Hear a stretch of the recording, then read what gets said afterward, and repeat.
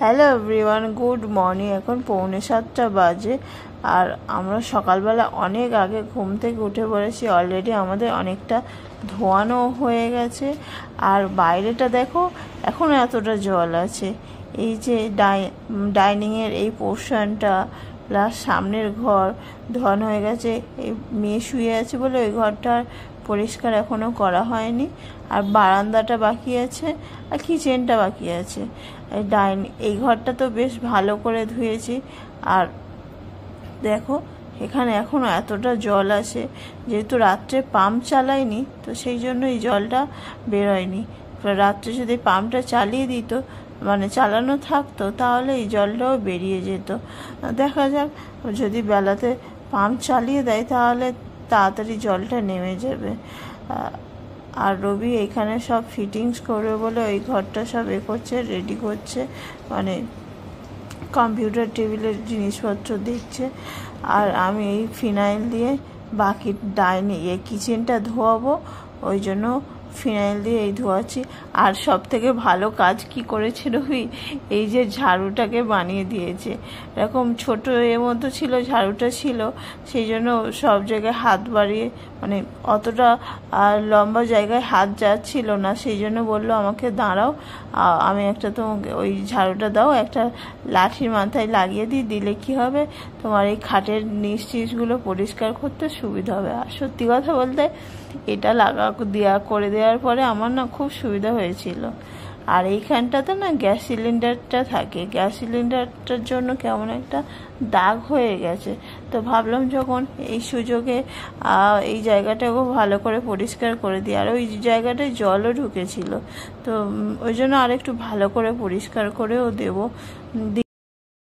তো আমি এইভাবে জল ঢেলে ধোয়াচ্ছি আর রবি তারপরে এইভাবে মুছেও দিচ্ছি। একটা লম্বা লাঠির মাথায় কিভাবে সেগুলোকে, মানে ওই কাপড়গুলোকে বেঁধেছে, তার দিয়ে বেঁধে তারপরে ঘরটাকে ও মোছা দিয়ে দিচ্ছে, তাহলে কি হবে, তাড়াতাড়ি শুকিয়ে যাবে। আমার দেখে এত হাসি লাগছিল। যাই হোক, কিন্তু এর ফলে কি হয়েছে বলো তো, জলটা ঢুকেছিল বলে ঘরের কর্নার টু কর্নার এত ভালো করে পরিষ্কার করা হচ্ছে। অন্য সময় তো এত ভালো পরিষ্কার হয় না, খাটের নিচগুলো বা এই খাটে থেকে জিনিসপত্রগুলো বের করে সব একসাথে এইভাবে এতটা পরিষ্কার করা হয় না।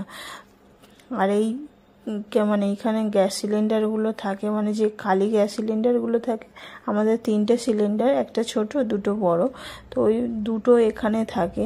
তো এখানে জল উঠে গেছিলো এরকম, মানে এইখান দিয়েই জলটা ঢুকেছে, তারপরে বেসিনের ওই জায়গা দিয়ে জলটা ঢুকেছে। তো ওই জন্য এই জলটা কি করলাম, ঘরগুলো মুছিয়ে করে ফিনাইল জলটা তো ওর মধ্যে দিয়ে দিলাম, যদি কোনো পোকামাকড় থাকে বা কিছু থাকে তাহলে হয়তো চলে যাবে। তো সেই জন্য জলটা ওই জায়গাটা, মানে ক্যাবিনেটের ওই যেখানে জল ভরে আছে ওইখানে জলগুলো ঝাঁটিয়ে ফেলে দিলাম। পরে ওই জলটা, বাইরের জল শুকিয়ে গেলে, পুরো জল নেমে গেলে তারপরে ওই জলটা আমি পরিষ্কার করে দেবো। তারপর রবি এসে ওর কম্পিউটার টেবিলটাকে রেডি করছে। যাই হোক, আলটিমেট কথা হলো, এই সেশন এন্ডের যখন ছুটি থাকে বা পুজোর ছুটি বা এইসব সময়ে আমাকে মানে ঘরগুলো পরিষ্কার আমি করতে থাকি, কিন্তু এই দুজনে মিলে এত ভালো করে পরিষ্কারগুলো তখন হয় না। আর ওকে অনেক দিন থেকে বলছিলাম, তোমার বিছানার মধ্যে, মানে ওই খাটের নিচে এত জিনিসপত্র ভরে রেখেছে, কিছু ফেলো বা করো, পরিষ্কার করো, সেটা হচ্ছিল না। এই কারণে কিন্তু বেশ ধরে বেঁধে একটু পরিষ্কার করে নিয়েছি। তো যাই হোক, এখন এই জায়গাটাকে মুছে দিয়েছিলাম, আর ওই জন্য জিনিসপত্রগুলো শুকিয়েও গেছে। তো জিনিসপত্রগুলো ঢুকিয়ে রাখছি এখানে। নর্মালি উপরে, মানে উপরের থাকগুলোতে জামা কাপড় থাকে, কিন্তু নিচের থাকগুলোতে ওই ছাতা, ব্যাগ এইসবগুলোও থাকে, টুকটাক জিনিসপত্র থাকে। তো ওগুলোই রেখে দিচ্ছি, মানে একে একে এদিকে পরিষ্কার হচ্ছে, আবার একে একে গোছাতে লাগছি। তবে কি বলতো, ও আমার সাথে সাথে এইভাবে হেল্প করলো, তাই না হলে যে আমার কী অবস্থা হতো ভাবতে পারছি না। এই যে জিনিসপত্রগুলো সব রাখা হয়ে গেছে। আর এখানে এটা তো যেহেতু কাঠের না, তাই জল ঢোকার ফলে কি হয়েছে, একটু ওই কাঠগুলো না সাইডে এক জায়গায় দেখছিলাম কাঠটা মানে ফুলের মতো উঠেছে। তোমাদেরকে দেখা, এই যে এই সাইড এই কাঠটা দেখো জল পেয়ে পুরো সারাদিন জল পেয়েছে, তার ফলে কি হয়েছে ওরকম হয়ে গেছে। কি করা যায় তো কি জানি ওইটাকে নিয়ে। তারপর আমরা এই কাজ করতে করতে সকালে ব্রেকফাস্টের জন্য একটু গোবিন্দভোগ চালের ভাত আর একটু ওর মধ্যে আলু টুকরো টুকরো করে কেটে দিয়ে দিয়েছিলাম। তো সেটাকেই এখন আমরা সবাই মিলে ব্রেকফাস্ট করছি। মেয়ে খাচ্ছে, রবির খাওয়া হয়ে গেছে, আমি আর মেয়ে খাচ্ছি। তারপরে রবি কি করছিল, ওর কিছু ভিডিও এডিট করেছে সেগুলো চেক করছিল। তারপরে আমাদের বিয়ের ভিডিওটা ও কিছুটা এডিট করেছিল, মানে যে এডিট করে দিয়েছিল সেটা না ভালো হয়নি। কি করেছে, অন্যবারে বিয়েবাড়ির ফুটেজ আমার বিয়ের ফুটেজের মধ্যে ঢুকিয়ে দিয়েছে। তো সেই জন্য পরে যখন দেখা হচ্ছিল তখন ভাবা হচ্ছিল, মানে ওই বিয়েবাড়িটা ছিল আমার মামার বাড়ির ওখানে, তো লোকগুলো চেনা ছিল। তো ভাবছি যে ওরা আমাদের বাড়িতে তো নিমন্ত্রণ হয়নি, তাহলে ওরা কি করে আসলো। তারপরে সমস্ত কিছু প্যান্ডেল সমস্ত কিছু দেখে মনে হচ্ছিল যে না, এটা অন্য বিয়েবাড়ি, এটা আমাদের বিয়েবাড়ি নয়। আর আমার ওই সময় এখন দেখলে এত হাসি পায় যে মুখটা আমি এমন করে আছি যেন বিয়ে করতে না, নিম পাতা খেয়ে বিয়ে করতে যাচ্ছি। মুখে যেন মনে হয় কেউ নিম পাতা দিয়ে দিয়েছে, এত মানে মুখটা এমন করে আছে, হাসি নেই কিছু নেই। আজকের দিনে দাঁড়িয়ে হয়তো আমার এরকম মনে হচ্ছে, কিন্তু সত্যি কথা এই সময় যারা দাঁড়ায় থাকে বা তারাই জানে একমাত্র যে তখন মনের অবস্থা কতটা কেমন থাকে। আর আমি এত কাঁদছিলাম, মানে কি বলবো, এখনো এতটা জায়গা বেঁচে গেল। হ্যাঁ,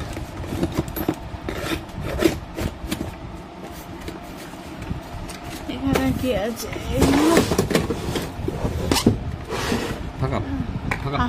ফাঁকা এখানে মানার বইপত্র ঢোকাও।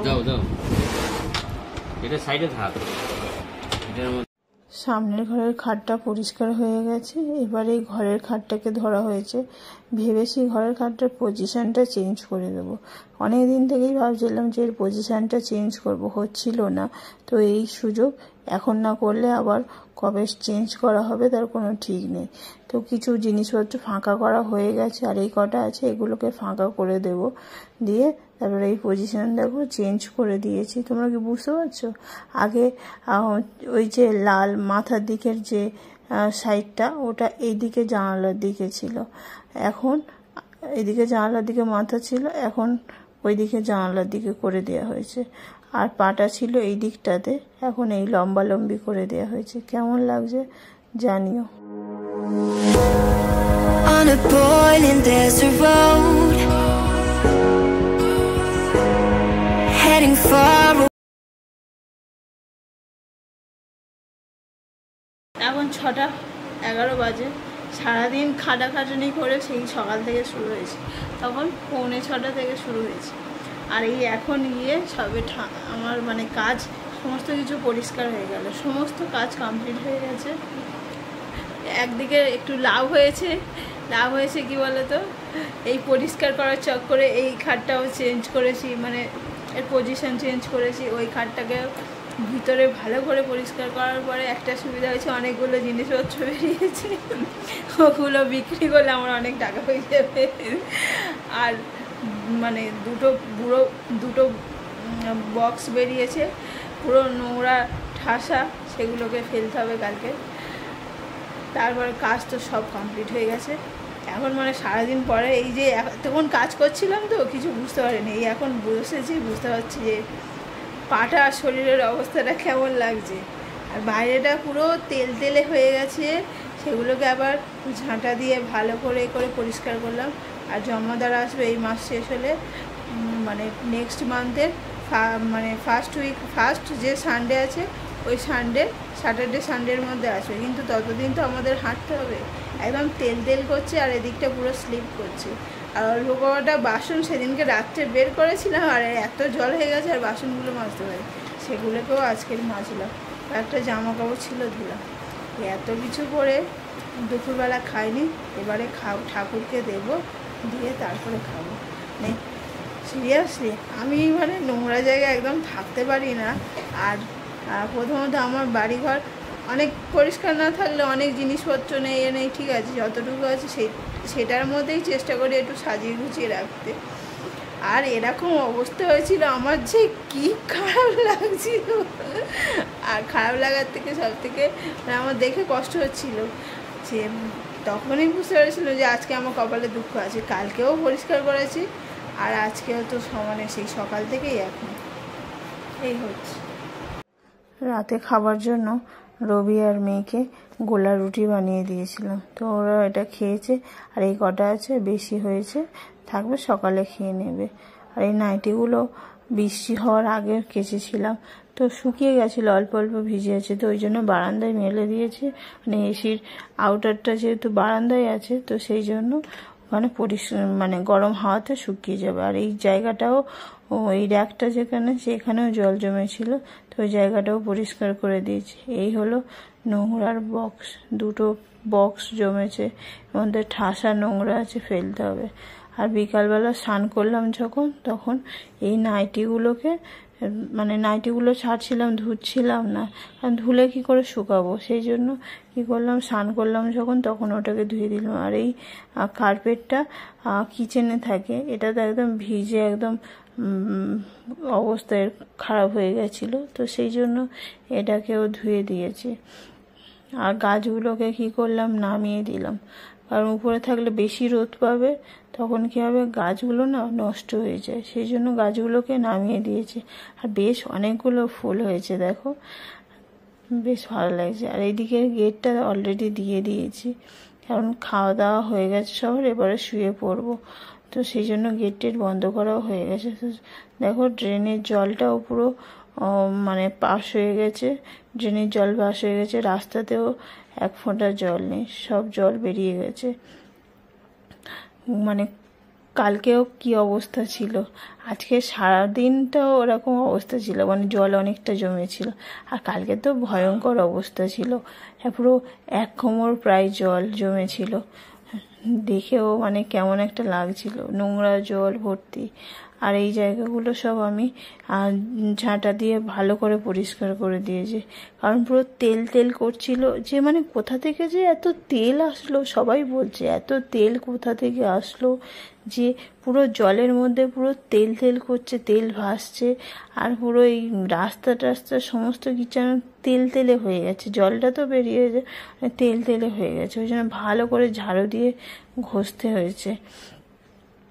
চলো আজকের ব্লগটা এতটুকু রাখছি, শরীর খুবই টায়ার্ড আর ভালো লাগছে না। মানে ওদেরকে খেতে দিলাম, অলরেডি রবি শুয়ে নাক ডাকতে শুরু করে দিয়েছে, আর ওদেরকে খেতে দিলাম। মনে হচ্ছিলো কেউ যদি এসে বলতো আমি খাবারটা দিয়ে দিচ্ছি, তাহলে মনে হয় ভালো হতো। মানে বসলে আর উঠতে পারছি না, ভয়ঙ্কর রকমের পরিশ্রম হয়েছে।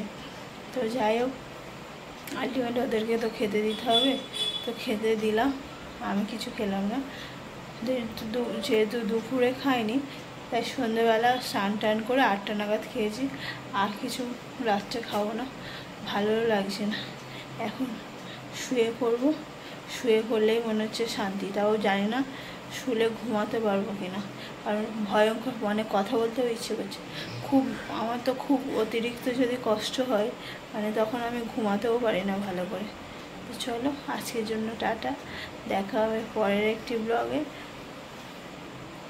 যদি ভালো লাগে তাহলে লাইক, শেয়ার আর সাবস্ক্রাইব করবেন, আর বেল আইকনটা নিশ্চয়ই প্রেস করবেন, আর ওয়েট করুন আরেকটি নতুন পর্বের জন্য। টাটা।